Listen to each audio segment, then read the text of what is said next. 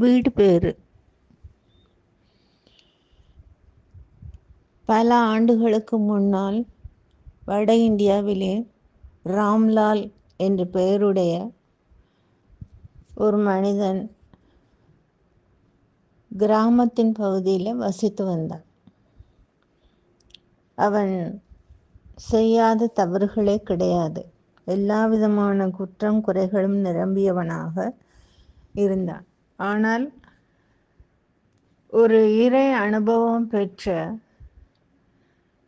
ஞானி ஒருவருக்கு ஒரு வேளை உணவு அளித்தான்.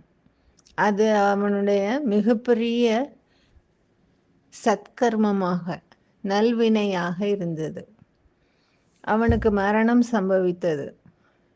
அவன் இறந்தவுடனே யமதூதர்கள் வந்து அழைத்து சென்றார்கள். நீ ஒரே ஒரு நல்ல காரியம் செய்திருக்கின்றாய், மூட்டை மூட்டையாக குற்றம் குறைகள் தவறுகள் தான் செய்திருக்கின்றாய்.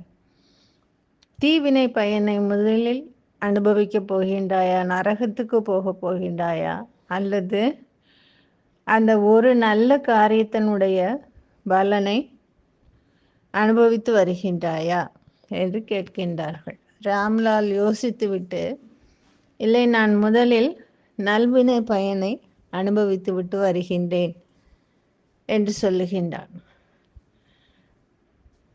அந்த நல்வினை என்பது அவன் ஒரு பெரியவருக்கு இறைவனை உளமாற உணர்ந்து இறை அனுபூதியிலே இருந்த பெரியவருக்கு ஒருவேளை உணவளித்தது. அந்த நல்ல காரியத்திற்காக நீ 3 லோகங்களும் சென்று சுற்றி பார்த்து வரலாம். அதன் பின்னால வைகுந்தத்திற்கோ அல்லது திருக்கைலாயத்திற்கோ போகலாம் என்று சொல்லுகின்றார்கள். அப்போ இவன் எல்லா இடங்களையும் சுற்றி பார்த்து திரு வைகுண்டம் போகின்றான். அங்கு பெருமாளின் திவ்ய தரிசனத்தை பெறுகின்றான். உள்ளே இருந்து வெளியே வந்தவுடனே வாசலிலேயே நரக அனுபவத்திற்காக அழைத்து செல்ல யமதூதர்கள் காத்து கொண்டு நிற்கின்றார்கள். அவர்கள், உன்னுடைய புண்ணிய பலன் முடிந்து விட்டது, நரகத்திற்கு போகலாம் வா என்று அழைக்கின்றார்கள். அப்போ இவன், இது என்ன அநியாயமாக இருக்கின்றது, எம்பெருமானையே திவ்ய தரிசனத்தை வைகுண்டத்தில் வந்து பெற்ற பின்பும் கூட ஒருவனுக்கு நரக அனுபவம் ஏற்படுமா என்று கேட்கின்றான். அப்போ விஷ்ணு தூதர்கள் வந்து, இல்லை இல்லை, ஒரு முறை விஷ்ணுவை வைகுண்டத்தில் வைத்து தரிசனம் செய்துவிட்டால் அவனுக்கு எந்தவித குற்றம் குறைகள் இருந்தாலும் கூட அவற்றையெல்லாம் அவர் மன்னித்து பொறுத்து கொள்கின்றார்.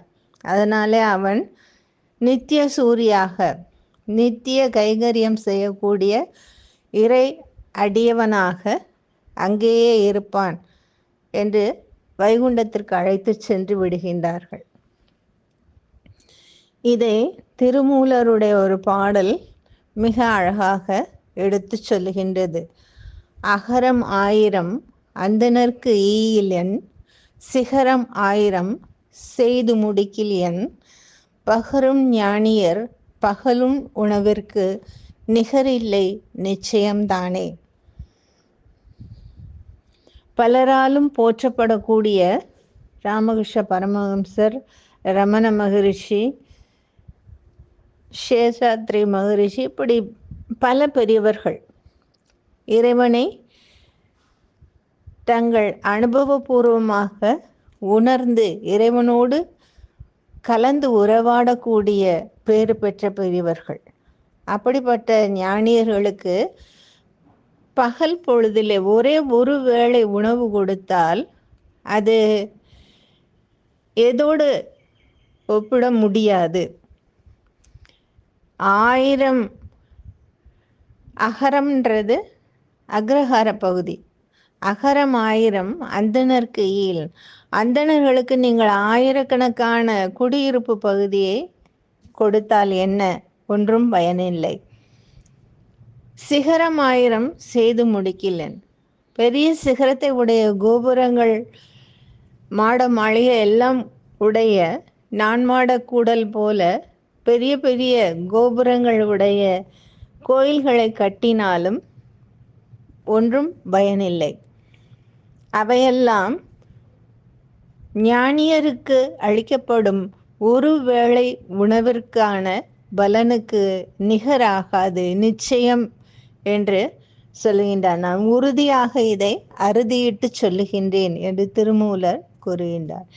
எனவே அப்படி ஒரு ஞானிக்கு அவன் உணவு கொடுத்த காரணத்தாலே ராம்லால் இறை தரிசனம் பெறுகின்றான். திருவைகுண்டத்திலேயே விஷ்ணுவுக்கு அன்றாடம் கைங்கரியம் செய்யக்கூடிய மிகப்பெரிய பேறு பெற்றவனாக ஆகின்றான். நாமும் நம்முடைய வாழ்க்கையில் அப்படிப்பட்ட பெரிய வீடு பேற்று நிலையை அடைவதற்கான முயற்சி தான் செய்ய வேண்டுமே ஒழிய மற்ற ஆடம்பரமான முறையிலே எந்த முயற்சிகளும் தேவையில்லை என்பதை இந்த கதையின் மூலம் அறிந்து கொள்கின்றோம். நன்றி, வணக்கம்.